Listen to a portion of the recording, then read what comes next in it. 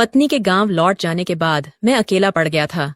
मेरी भी कुछ ऐसी जरूरतें थीं जो मैं पूरी करना चाहता था। मेरे फ्लैट के नीचे वाले फ्लोर पर एक आंटी रहती थी। उनकी उम्र करीब 45 साल थी, जो कि दिखने में बेहद खूबसूरत थी। और अगर उम्र की बात की जाए तो वह 45 की होने के बावजूद भी 30 के करीब ही लगती थी। मैं अक्सर उनसे हंसी मजाक कर लेता था और आंटी भी काफी चुलबुली टाइप की थी। वह मेरे किसी भी मजाक का बुरा नहीं मानती थी। वह आंटी भी मुझसे खुलकर हर तरह की बातें करती थीं। मैं अपने फ्लोर पर अकेला रहता था, इसलिए अपना दिल बहलाने के लिए आंटी के पास चला जाया करता था। आंटी अपने दिलचस्प बातों से मेरा मूड फ्रेश कर देती थी। एक दिन मेरी तबीयत बिगड़ गई और मैं ऑफिस नहीं गया। मैंने सोचा आंटी के पास जाकर टाइम पास कर लेता हूँ। उनसे बात करूंगा तो अकेलापन भी महसूस नहीं होगा और घर की याद भी नहीं आएगी। मैं उनके घर गया तो आंटी चाय बनाने लगी और जैसे ही वह चाय का कप देने के लिए झुकी तो उन्होंने अपना पल्लू जानबूझकर गिरा दिया। सामने का नजारा देखकर मैं बेकाबू हो गया। मैं समझ गया था कि आंटी को क्या चाहिए। तभी मैंने आंटी की तरफ एक कदम आगे बढ़ाया और उसके दोनों लड्डुओं को अपने हाथों से पकड़कर, दोस्तों, आपसे विनती है कि मेरे चैनल को सब्सक्राइब जरूर कीजिएगा। चलिए कहानी शुरू करते हैं। मेरा नाम अनुज है और मेरी उम्र 27 साल है और मैं एक शादीशुदा आदमी हूँ। मेरे 2 बच्चे भी हैं और मैं उनसे बहुत प्यार करता हूँ। मैं बिहार के एक छोटे से गांव का रहने वाला हूँ, लेकिन पिछले 10 सालों से मैं दिल्ली में रहकर जॉब करता हूँ। मैं एक बहुत ही शर्मीला किस्म का इंसान हूँ, इसलिए मुझे लड़कियों से बात करने में भी बहुत शर्म आती है। शादी से पहले भी मैंने किसी लड़की से बात नहीं की थी। एक बार मेरे दोस्त की चचेरी बहन ने मुझसे बात करने की कोशिश भी की थी, तब मैंने ही उसको मना कर दिया था। मेरा मन तो बहुत करता था, लेकिन मैं किसी भी लड़की से कुछ बोल नहीं पाता था। हालांकि ये बात मैं बता दूं कि मेरी दिलचस्पी शुरू से ही लड़कियों से ज्यादा आंटियों में रहती थी, क्योंकि आंटियों को बहुत ज्यादा एक्सपीरियंस होता है और वह जल्दी से मान भी जाती हैं। यह उस समय की बात है जब मैं दिल्ली में किराए के मकान में अपने पूरे परिवार के साथ रहता था। शुरू में हमारे घर की हालत काफी अच्छी थी, क्योंकि मैं अच्छे पैसे कमा लेता था, लेकिन फिर धीरे धीरे हमारे घर के हालात बिगड़ते चले गए। दरअसल हुआ ये था कि मेरी माँ की तबीयत बहुत ज्यादा खराब हो गई थी। मेरी माँ गांव में ही रहती थी। जब उनकी तबीयत ज्यादा खराब हुई तो मुझे अपने पूरे परिवार के साथ गांव वापस लौटना पड़ा। हम थोड़े दिन गांव में ही रहे और माँ की सेवा की। जब माँ की तबीयत में सुधार आने लगा तो मैं अपने पूरे परिवार को गांव में छोड़कर वापस दिल्ली आ गया। लेकिन इस बार मैं अकेले ही आया था। मैं अपनी पत्नी और बच्चों को साथ नहीं लाया था। पत्नी के साथ ना होने की वजह से मेरी कुछ जरूरतें अधूरी सी रहती थीं। अब मैं सोचता था कि काश मुझे ऐसा कोई मिल जाए जो मेरी जरूरत पूरी कर सके, पर मैं इतना शर्मीला था कि किसी से बात तक करने में भी मुझे बहुत शर्म आती थी। मैं आपको अपनी एक खासियत और बता देता हूँ कि मेरे परिवार की हर एक भाभी से मेरी बहुत अच्छी बनती है। मैं जिस फ्लैट में रहता था उसी फ्लोर के नीचे एक भाई साहब अपने परिवार के साथ रहते थे। उनके परिवार में उनकी पत्नी और 2 बेटियां थीं। मेरी उन लोगों से कभी कभी हेलो हाय हो जाती थीं। जब मुझे वहां रहते रहते 6 महीने से ज्यादा हो गए तो उन लोगों के साथ मेरे घरेलू संबंध हो गए थे। हम कभी कभी साथ मिलकर लंच और डिनर भी किया करते थे और कभी कभी साथ में घूमने भी जाया करते थे। भाई साहब मुझ पर बहुत भरोसा करने लगे थे और वैसे भी मैं एक भरोसे वाला इंसान हूँ। मैं किसी को धोखा नहीं देता हूँ। आंटी मुझसे बहुत अच्छे से बात किया करती थी और मैं भी उनसे हंसी मजाक कर लिया करता था। जब आंटी के पति घर पर नहीं होते थे और आंटी को हॉस्पिटल या बाजार जाना होता था तो वो मेरे साथ ही जाती थी। इसी बीच हम आपस में बहुत सारी बातें किया करते थे और मुझे आंटी का स्वभाव बहुत पसंद आने लगा था। आंटी जब भी अपने घर पर कुछ स्पेशल खाना बनाती थी तो वह मेरे लिए भी भिजवाती थी। एक बार की बात है कि तबीयत खराब होने की वजह से मैं काम पर नहीं गया। आंटी की दोनों बेटियां स्कूल चली गई थीं और उनके पति भी ऑफिस जाने के लिए निकल गए थे। मैं अपने कमरे पर अकेला ही रहता था, पर जब सब चले गए तो मैंने सोचा कि आंटी के पास जाकर ही टाइम पास कर लेता हूँ। उनसे थोड़ी देर बात करूंगा तो मेरा भी मन अच्छा हो जाएगा और मुझे घर की याद भी नहीं आएगी। जब मैं आंटी के पास गया तो वह किचन में कुछ काम कर रही थी। मुझे देखते ही वह बोली, क्या हुआ देवर जी, आज आप काम पर नहीं गए? मैंने कहा, नहीं आंटी, आज थोड़ी तबीयत खराब है और मुझे घर की बहुत याद आ रही है। बहुत दिन हो गए हैं। मैं अपने बच्चों से नहीं मिला हूं और अपनी पत्नी पूजा को भी नहीं देखा है। आंटी कहने लगी, क्या यार, तुम भी मुझे हर वक्त आंटी कहकर हमेशा यह एहसास दिलाने की कोशिश करते हो कि मैं बूढ़ी हो चुकी हूं। देवर जी, तुम मुझे भाभी कहाँ करो, तो मैंने भी हंसकर कह दिया, ठीक है भाभी जी, अब खुश होना। मैं भाभी से किसी भी तरह की बात करने में नहीं शर्माता था।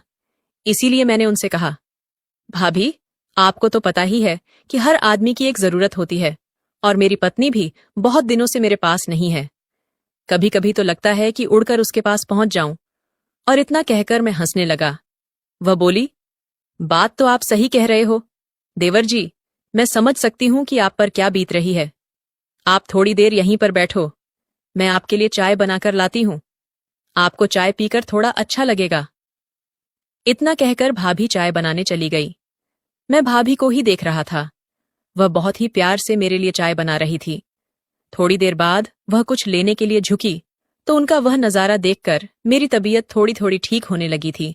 मेरी निगाहें रह रहकर उनके उन कयामत भरे अंगों पर उठ रही थीं और जब भी ऐसा होता था तो मेरे तन बदन में हलचल सी मच जाती थी। भाभी कहने को तो काम कर रही थीं, पर उनका पूरा ध्यान मेरी हरकतों पर था। मेरी नजरों का भाव समझकर वह मन ही मन खुश हो रही थी। भाभी समझ चुकी थी कि मैं क्या देखने की कोशिश कर रहा हूं और वह भी इस बात पर खुश हो रही थी। थोड़ी देर बाद भाभी मेरे लिए चाय लेकर आई और मुझसे बोली, यह लीजिए देवर जी, आप चाय पी लीजिए। मैंने कहा, अगर आप पिलाओगी तो जरूर पीऊंगा भाभी। इतना कहकर हम दोनों हंसने लगे। भाभी बोली, आप बहुत ही शैतान हो रहे हो। मैंने कहा, अगर आपको अच्छा लग रहा है तो मैं और भी शैतानियां कर सकता हूं। मेरी तबीयत खराब है, अगर आप मेरी बात मान लोगी तो मुझे बहुत अच्छा लगेगा। मुझे पता था भाभी का भी मन है, लेकिन वह दिखावे का विरोध करने लगी।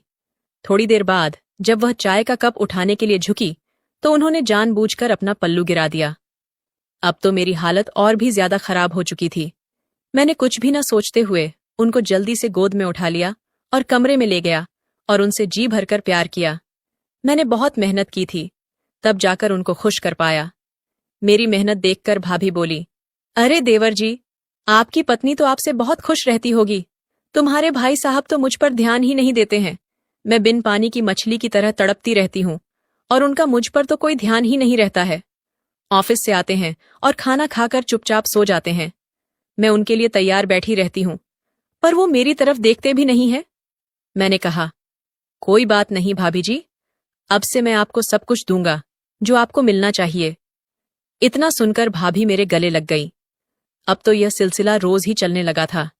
मैं भाई साहब के ऑफिस निकल जाने के बाद थोड़ी देर के लिए भाभी के पास जाया करता था और उनको वह सुकून देता था जिसकी उन्हें जरूरत थी, और मैं भी इन सब के बाद ही मैं ऑफिस जाया करता था।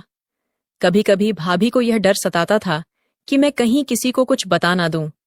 मैंने भाभी से कहा था, आप बिल्कुल भी फिक्र मत करो, मैं एक बहुत ही भरोसे वाला इंसान हूं।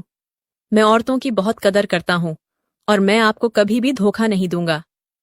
ये सिलसिला चलता रहा और हम दोनों एक दूसरे के बहुत करीब आ चुके थे। कुछ दिनों बाद हमारी जिंदगी में बहुत बड़ा बदलाव आने वाला था, क्योंकि मेरी पत्नी मेरे पास वापस आ गई थी। पत्नी के आ जाने के बाद मैं ज्यादातर समय उसी के साथ बिताता था और भाभी को बहुत ही कम समय दे पाता था। कभी कभी तो मैं उनके पास जा ही नहीं पाता था।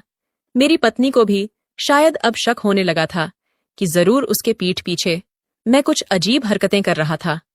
वह बोली, क्या आपको मेरी याद नहीं आती थी? मैंने कहा, भला ऐसा हो सकता है कि मैं तुम्हें याद ना करूं। मुझको पता था कि उसे मेरी बातों पर यकीन नहीं है, लेकिन मैं कर भी क्या सकता था। पत्नी के आ जाने के बाद से भाभी के पास जा ही नहीं सका और मैं उन्हें बहुत याद करने लगा था। एक बार जब मैं उनके पास गया तो भाभी बोली, आप बहुत ही बदल गए हो देवर जी। जब से आपकी बीवी वापस आई है तब से आप तो मुझे भूल ही गए हो।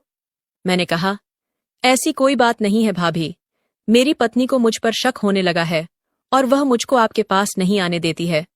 मैं फिर भी आपके लिए समय निकाल लेता हूं और आपके पास चला आता हूं। थोड़ी देर बातें करने के बाद हम दोनों आपस में समा गए और फिर मैं ऑफिस चला गया। कुछ दिनों बाद मेरी पत्नी को मेरी शर्ट पर लिपस्टिक के निशान मिले। अब तो उसका शक यकीन में बदल चुका था। वह बोली, मुझे पहले से ही पता था कि तुम्हारा उस चुड़ैल के साथ चक्कर चल रहा है। मैं अभी जाकर सब कुछ भाई साहब को बता दूंगी और तुम दोनों का पर्दाफाश कर दूंगी।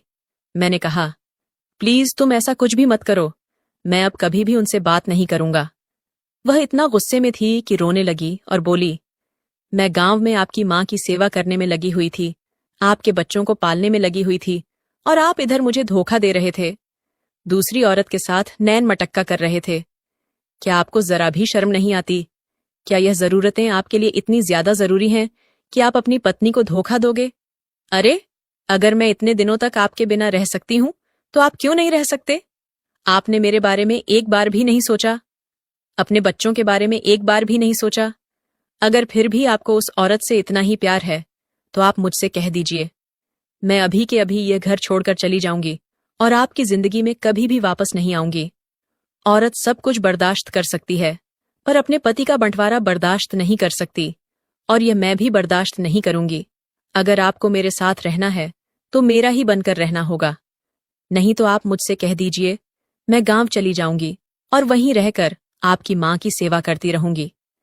क्योंकि मैं जान चुकी हूं कि आप तो मुझे अपनी मां की सेवा के लिए लाए हो, प्यार नौछावर करने के लिए तो वह चुड़ैल है ना।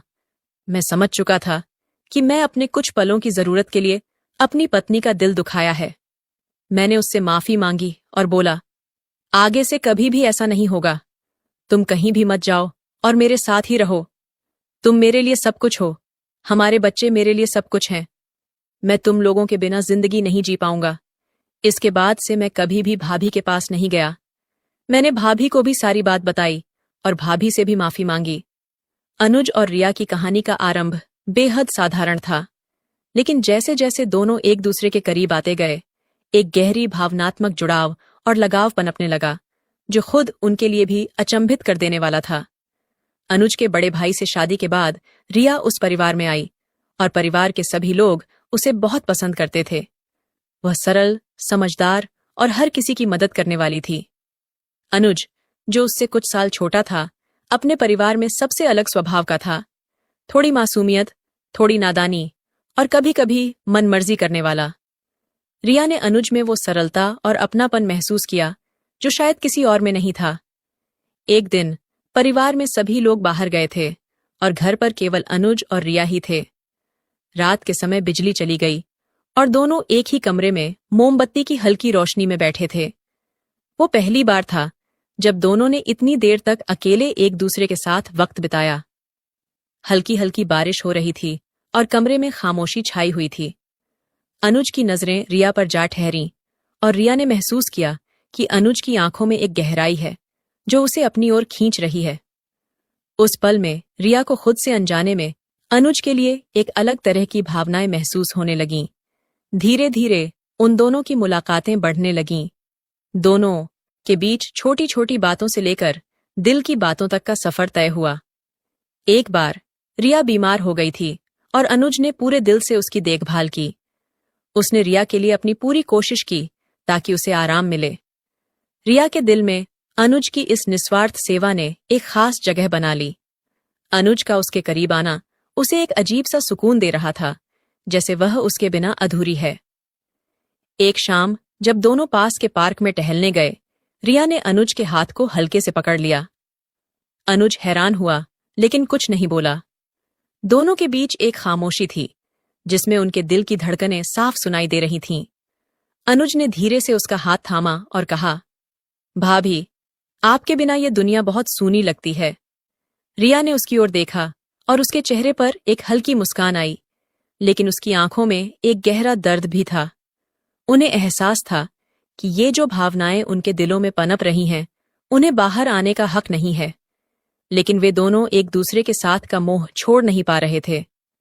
हर दिन वो एक दूसरे के करीब आने की कोशिश करते, पर साथ ही खुद को समझाने की भी कोशिश करते कि ये रिश्ता असंभव है। रिया का मन अनगिनत भावनाओं से घिरा हुआ था, पर वो अपने दिल की बात कह नहीं पा रही थी। अनुज भी समझ चुका था कि इस रिश्ते की कोई मंजिल नहीं है, लेकिन फिर भी वो हर वो पल जी लेना चाहता था जो उसे रिया के करीब ले आए। आखिरकार एक रात उन्होंने चुपचाप एक दूसरे को अलविदा कह दिया। जानते हुए कि उनका प्यार कभी सामाजिक रूप से स्वीकार्य नहीं हो सकता। इस तरह दोनों ने अपने प्यार को हमेशा के लिए अपने दिलों में बंद कर लिया। यह अधूरी प्रेम कहानी एक गहरी वेदना और भावनात्मक जुड़ाव की मिसाल थी, जो समाज की सीमाओं को पार न कर सकी, लेकिन उनके दिलों में अमर हो गई। तो दोस्तों, यह थी आज की कहानी। आपकी क्या राय है इस कहानी पर? हमें कमेंट में जरूर बताएं। वीडियो अच्छी लगे तो लाइक करें, शेयर कर सब्सक्राइब। धन्यवाद।